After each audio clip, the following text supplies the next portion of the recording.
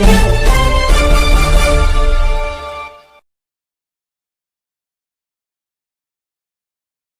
Only 2 engines are now being fired, and we are nearly at zero velocity, vertical and horizontal. We were hovering, and now we are approaching the moon surface. धीरे धीरे lander की वेगमान को कम किया जा रहा है और हम अब लगभग 50 मीटर से कम आ चुके हैं। We can see the Honorable Prime Minister Shri Narendra Modi ji, who is here to encourage us, and he is critically looking at the visuals.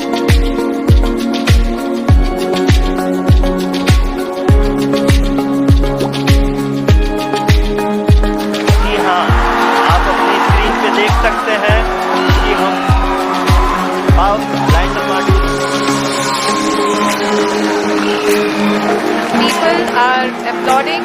Let us all wait to hear from the Secretary Department of Space and Chairman ISRO, Shri S. Somnath.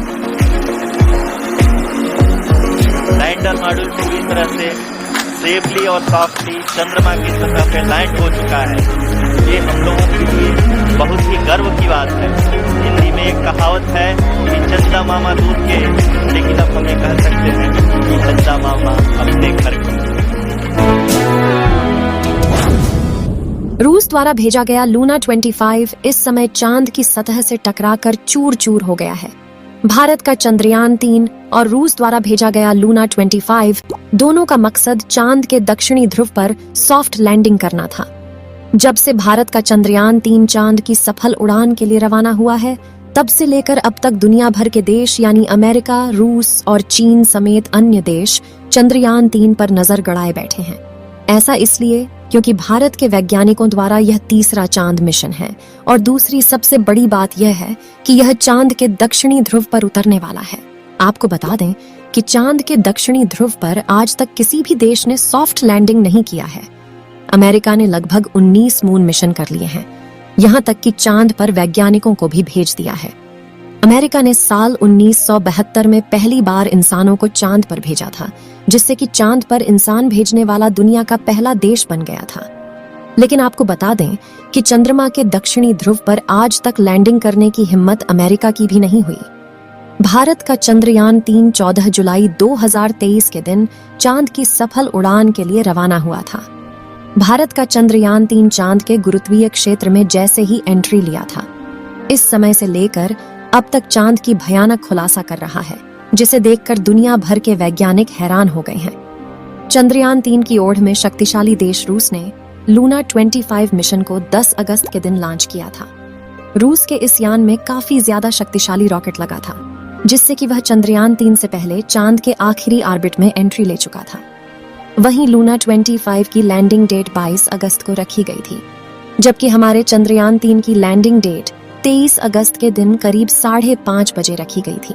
लेकिन इस समय रूस का Luna 25 mission पूरी तरह से fail हो चुका है। तकनीकी खराबी के चलते पहले ही रूसी अंतरिक्ष एजेंसी ने लूना 25 के असफल होने की आशंका जाहिर की थी। आपको बता दें कि शनिवार के दिन ही रूस के स्पेस एजेंसी रॉसकॉस्मोस से लूना 25 का संपर्क टूट गया था, जिससे रॉसकॉस्मोस में उपस्थित वैज्ञानिकों के कंट्रोल से बाहर हो गया था। और इस समय लूना 25 चांद की धरती से टकराकर चकनाचूर हो गया है, जिससे रूस के राष्ट्रपति पुतिन को काफी ज्यादा तेज झटका लगा है।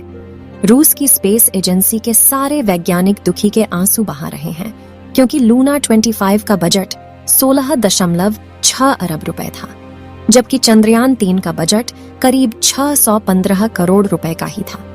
फिर भी चंद्रयान 3 इस बार चांद के दक्षिणी ध्रुव पर सफलतापूर्वक लैंडिंग करने वाला है। 17 अगस्त के दिन दोपहर के करीब 1 बजे चंद्रयान 3 का प्रोपल्शन मॉड्यूल और विक्रम लैंडर अलग अलग हो गए था। चंद्रयान 3 का विक्रम लैंडर प्रोपल्शन मॉड्यूल से अलग होने के बाद इसरो के पास यह मैसेज भेजा कि जिन्होंने सफर में मेरा साथ दिया उनका शुक्रिया। इस मैसेज को देख इसरो के वैज्ञानिक खुशी से झूम उठे थे, क्योंकि यह मैसेज चंद्रयान 3 के लैंडर में खुद ही इसरो के पास भेजा था, जिसकी जानकारी इसरो के वैज्ञानिकों ने ट्वीट के माध्यम से दिया था। आपको बता दें कि चंद्रयान-3 के विक्रम लैंडर में इस बार AI यानी आर्टिफिशियल इंटेलिजेंस लगा हुआ है, जो कि दिमाग की तरह व्यवहार करता है और यह लैंडर को चांद की सतह पर सॉफ्ट लैंडिंग कराने में काफी ज्यादा मददगार है। पिछली बार साल 2019 में चंद्रयान-2 को चांद की सफल उड़ान के लिए भेजा गया था, लेकिन चंद्रयान-2 का लैंडर चांद की सतह पर सफलतापूर्वक लैंडिंग नहीं कर पाया था। संपर्क टूट जाने के कारण चांद की सतह से टकराकर तबाह हो गया था।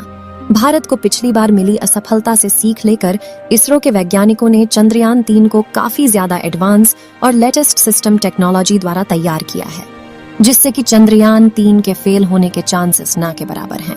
लूना 25 मिशन के असफल हो जाने से हमारे चंद्रयान-3 को चांद के दक्षिणी ध्रुव पर सॉफ्ट लैंडिंग करने में आसानी होगी। इसरो के वैज्ञानिकों ने दावा किया है कि इस बार हमारा देश चांद के दक्षिणी ध्रुव पर लैंडिंग करने वाला दुनिया का पहला देश बन जाएगा, क्योंकि आज तक वहां पर किसी भी देश ने सॉफ्ट लैंडिंग नहीं की है।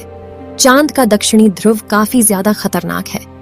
ऐसे में भी हमारे इसरो के वैज्ञानिकों को 100% भरोसा है कि हम इस बार चांद के दक्षिणी ध्रुव पर चंद्रयान-3 की सॉफ्ट लैंडिंग जरूर कराएंगे। चंद्रयान-3 मिशन का लैंडर मॉड्यूल चांद की सतह से महज 25 किलोमीटर की दूरी पर चांद के चक्कर लगा रहा है। इसरो ने ट्वीट कर बताया कि चंद्रयान-3 का दूसरा और अंतिम डीब्यूस्टिंग मनोवर सफलतापूर्वक हो चुका है और अब 23 अगस्त का इंतजार है, जब चांद के दक्षिणी ध्रुव पर सॉफ्ट लैंडिंग के साथ ही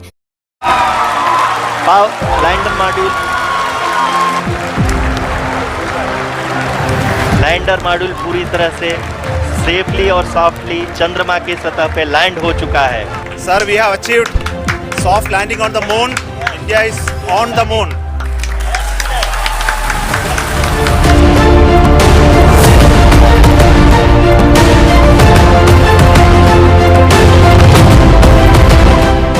ये पल अविस्मरणीय है। ये क्षण अभूतपूर्व है। ये क्षण विकसित भारत के शंखनाद का है। ये क्षण नए भारत के जयघोष का है। ये क्षण मुश्किलों के महासागर को पार करने का है। ये क्षण जीत के चंद्र पथ पर चलने का है। ये क्षण 140 करोड़ धड़कनों के सामर्थ्य का है। ये क्षण भारत में नई ऊर्जा, नया विश्वास, नई चेतना का है। ये क्षण भारत के उदयमान भाग्य के आह्वान का है। अमृत काल की प्रथम प्रभा में सफलता की ये अमृत वर्षा हुई है। हमने धरती पर संकल्प लिया और चांद पर उसे साकार किया। और हमारे वैज्ञानिक साथियों ने भी कहा, India is now on the moon.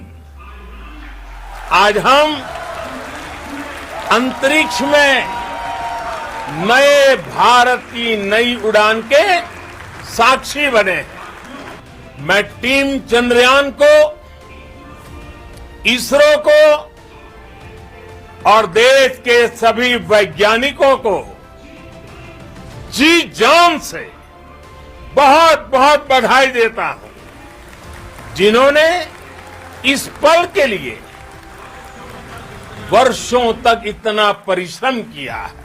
मेरे परिवारजनों, हमारे वैज्ञानिकों के परिश्रम और प्रतिभा से भारत चंद्रमा के उस दक्षिणी ध्रुव पर पहुंचा है, जहां आज तक दुनिया का कोई भी देश नहीं पहुंच सका। अब आज के बाद से चांद से जुड़े मिथक बदल जाएंगे। कथानक भी बदल जाएंगे और नई पीढ़ी के लिए कहावतें भी बदल जाएगी। भारत में तो हम सभी लोग धरती को मां कहते हैं और चांद को मामा बुलाते हैं। कभी कहा जाता था चंदा मामा बहुत दूर के हैं, चंदा मामा बहुत दूर के हैं। अब एक दिन वो भी आएगा जब बच्चे कहा करेंगे चंदा मामा बस एक टूर के हैं। Friends, on this joyous occasion, I would like to address all the people of the world, the people of every country and region. India's successful moon mission is not just India's alone. This is a year in which the world is witnessing India's G20 presidency.